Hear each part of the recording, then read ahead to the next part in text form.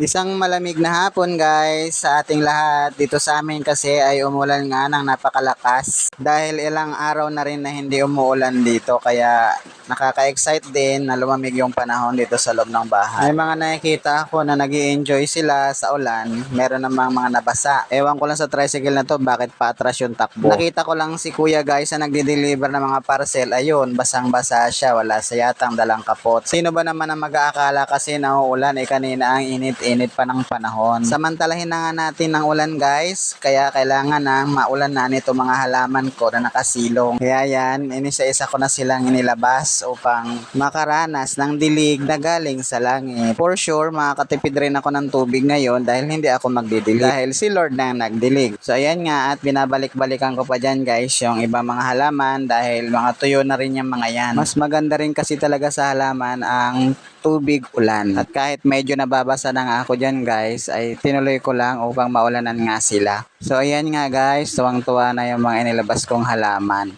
Wala akong problema dito sa kabilang banda dahil sila naman ay nauulanan. At saka napakarami nila kaya hindi ko na sila inilabas. Pero nabasa na rin yan guys ng ulan kanina. Pati yung mga bata na yan guys, nabasa na rin sila tuwang-tuwa sa ulan. So yun lang guys, maraming salamat sa panonood.